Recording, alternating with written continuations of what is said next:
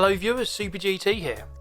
Okay, so you log into Gran Turismo, take a look at the daily races, and what do you know? Daily race A is a rally race. This is surely going to end in tears. This is got to be a bad idea. Surely. We're going to find out over the course of this video whether or not it is a bad idea.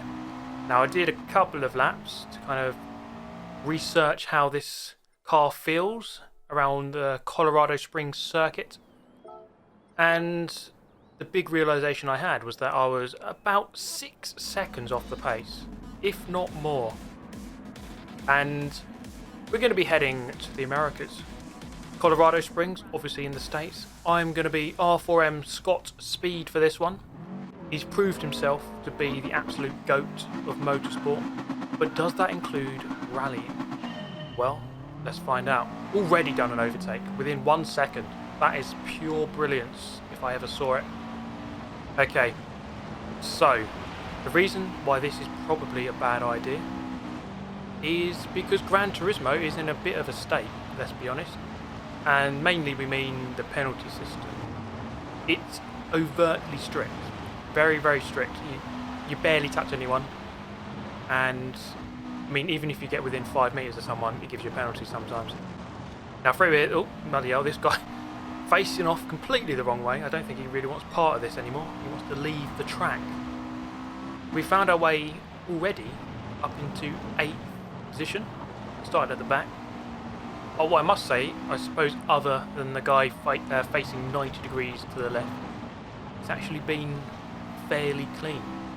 Have I just jinxed it? Are we all about to end in an explosion or upside down? You name it. We'll find out in just a moment. Typically these races don't end well. Whenever I've hosted a rally race in an open lobby, it always descends into absolute chaos. I suppose the lack of grip that you have on this track makes it harder to control the car, and typically you don't really get this type of rallying around a track. I mean, you do get rallycross, but it's not really like this exactly. I suppose rallycross is very ferocious and there is a lot of contact. Thank goodness this game doesn't have rallycross, otherwise all of our sportsmanship ratings would be 1 out of 99. Now, trying to go around the outside of this guy, nicely done as we begin lap number 2. Can we go past the Canadian here? It looks like we can, albeit with contact, it must be said, but that seems to be part of the game here. And amazingly, I escaped without a penalty. Not sure how that worked exactly. But yeah, Gran Turismo Sport does seem to be getting to the end of its days, end of its life. As whoa, that guy gets to the end of his. I mean, what even happened there? Can we just pause that? Let's take another look, because physics kind of went out the window then. I mean, I don't even know what to say about that. Moving on, in 6th place, trying to hunt down the Chilean up ahead. Is that right? I think so. And do away with our 6th place curse. It takes a rather horrible line, and this is the thing about this rallying. You really do have to get. If you get one corner wrong, it really messes you up. Like the following corner. Whoa, bloody hell, look at that jump. And there, I thought we were going to get a penalty. Just waiting for it to appear. Just waiting. And I didn't get one. Somehow. I was just, hit the guy. I went past him. Normally that's enough for the penalty system to say, you are the worst human being on the planet. Here's a penalty. But fortunately for me, the game was actually forgiving for once. Thank you. Thank you, game. You're a good guy, really. So, where are we now? End of lap number 2. Up into 5th. Not so bad. But now we're catching up with the quicker guys. I mean, the leader's already 9 seconds ahead. And I had a vague chance of catching up with this guy for 4th. So let's try and do that. This is still lap number 3 now. The leader really, really quick. 31.1, which is 3 seconds quicker than what I managed on lap 2. Although I was fighting, I suppose, which will slow me down. Coming up to this corner here, this right-hander. This one can really make or break your lap. It's really easy to get suckered into this one and go in too deep. And that's basically what we've both done here. That's a lesson in what not to do around that corner. So Are we going to be able to get past him here? Not quite, just drifting a little bit too wide, too quick. You really have to get the car pivoted as early in the corner as you can. Now I want to know your thoughts. Do you think this game is dying? Is it on its last legs? Because it's getting tricky to play now, especially when this kind of happens. I mean, we're going to get a penalty for that. Unfortunately, it was just a bit of a weird incident. The guy kind of got stuck on the apex by hitting the inside barrier, even though there isn't a barrier. And boom, gets slammed with a penalty. We do have the chance though to cement 4th place if we can just finish a second ahead of him. So you can see that on the left side of the screen. You can see the gap to him. See if we can do that. But yeah, this game, I mean, it's 3.5 years old now. Gran Turismo 7 is rumoured, we don't know, is rumoured to be out this year, 2021, in case you didn't know what year it was. But that would, I mean, if that did happen, if it did come out this year, GT7, that would be a godsend. That would be absolutely brilliant. Because as much as I love Gran Turismo Sport, at the moment the penalties are a little bit, well, I say a little bit, I think that's being very generous. It's completely over the top with how strict it is. And we'll see how much these penalties affect me, because I started this race with 99 SR, so my sportsmanship was S. It was 99 out of 99, as good as it could possibly be. And after that it went down to 80. Yep, went down to 80 because of those 2 penalties. And therefore I am one of the lowest rated players now in the world. Okay, so there's 2 cars actually on offer for this race, not just the Impreza. So I'm going to go with the Lancer for this second race to see what it's all about. Just to weigh in on the Evo versus Impreza argument, we're going to be nice and impartial here and give both cars a shot. Now I felt as though in that little clip there, I felt as though the car was a little bit slow in the straight, which is the reason probably why most people aren't using it. Subaru did feel a bit quicker, but let's see if we can do justice to the Mitsubishi crew and bring home a great result for the boys back at the factory, up against our arch rivals in Subarus. Okay, starting 3rd this time, I actually set a lap time. In qualifying, Brazilian already dead, and back a shot there. So we've got a Canadian and an American to contend with here at the front of the pack. Many Americans, and I am now American of course because I'm Scott Speed. So the Canadian here goes very wide, doesn't quite go slow enough and do that weird thing that happened in the last race where you can kind of get hooked on that weird ledge on the left. Didn't quite happen. But here, whoa, nice little switch back. That's often how these races go. And look at this move here. Around the outside. No, that did not just happen. Well, you better believe it. It just happened. Went around the outside of him. That really should not have happened. He probably should not have let me do that, but he let me do that. So it happened, okay? Commentary of the year, that was. Right, now we turn our attention to TPC_no stopping, who is in the lead. And I gave him a good race, but it wasn't quite enough. I kept him honest, finishing less than a second behind. And I think I did the Mitsubishi crew and the boys back at the factory justice. Now I was looking at the lap times here, right?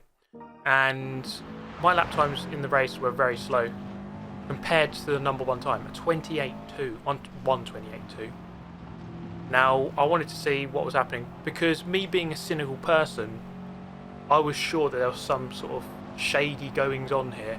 I thought there's some sort of wall ride, some weird glitch, I don't know, you name it. I thought something shady was going on. But after watching this lap, you can see it is just the smoothest, cleanest lap of all time. And I was very wrong to doubt I'm slow_Stig. And I'm very sorry if you're watching, because this lap was absolutely brilliant. And you can just see how clinical, clean, precise this guy is. He's not driving too wide, he's pivoting the car on the apex, getting on the power exactly at the right moment, getting off the power at exactly the right moment as well, because that is just as crucial to get the car slowed down for the right moments. And we're going to come up to this fast sweeping right-hander. This corner coming up is, again, as we mentioned, the one that can make or break your lap, and he takes a very wide entry, rides the bump very well, which can often chew you up and spit you out, but he's actually taken it perfectly.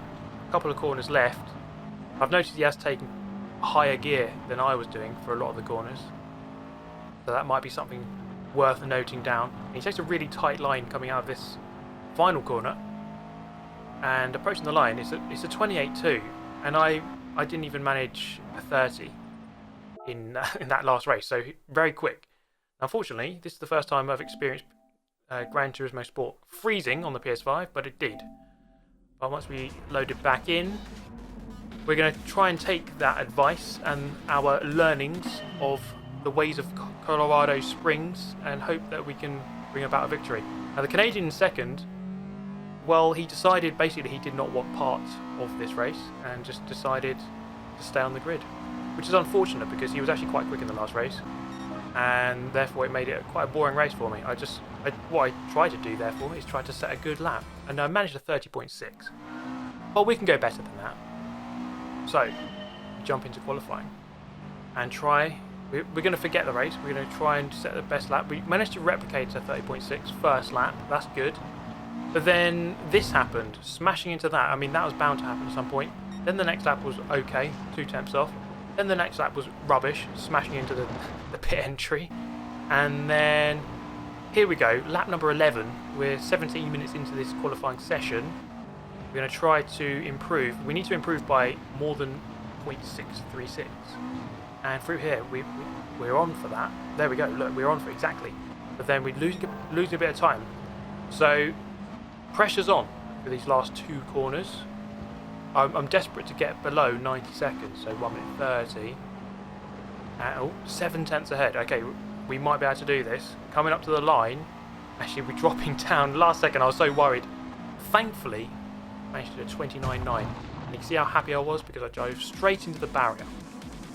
Okay then, we turn up, race number 4 I think, who cares, doesn't matter, race number whatever, on pole position, see what we can do from the front of the pack. Try and replicate what we've just done in qualifying. We've learnt the track. Well, actually no, let's not try to replicate smashing into the barrier, that would be ideal. So I took quite a poor line through the first couple of corners, under pressure immediately, and then I just get on the power a little bit too early here, and boom, I've done the weird shimmy thing over that ledge. And funnily enough, yes, that's right, that was crime of the century because I have been awarded a 2-second penalty. Lovely stuff, thank you very much, stewards, you are very much appreciated. But watch this, this was really strange because crossing the line, I really didn't lose much time. It was unusual. I don't know if that happens on every penalty you serve, but I did not lose 2 seconds there. Normally on a tarmac circuit you're losing quite a lot of time with a 2-second penalty, but I probably lost maybe 1 second then. And we very much still have a chance of winning this race, which I was worried about not being the case. So here we go then. Here we go. Let's try and beat this lad. Cheddar 18, we're right on him already, and I might be able to send it up the inside into this ferocious right-hander. This big bump, you have to hit that at the right angle. We've done it, up the inside. Didn't really resist, and we've retaken the lead a lot sooner than I would have predicted, if I'm being honest. Right then, up into the final turn, end of lap number 2. We're back in control of the race, despite the 2-second penalty, and looking like we're putting a nice little gap there. 1.2 seconds as we cross the line, and even setting a 1:32 with a 2-second penalty. So not too bad. We could get a race win here, which would be lovely on the rally, on the gravel. Scott Speed showing his diversity in motorsport. He's done it in Formula 1. He's done it in so many series, but now he's proven that he has it all. He can do it off-road as well. What an absolute boss Scott Speed is. So here, Cheddar actually catching up. The gap back down to 0.6, so he had a really good first sector. I mean, I went purple, but he must have gone extremely purple. He took a much better line than me there, keeping a lot narrower, keeping the nose much more pointed towards the apex, which is much more ideal. But I still have the track position with which to try to block him, of course, with a lap and a quarter left to go, or a lap and a half roughly, I don't know.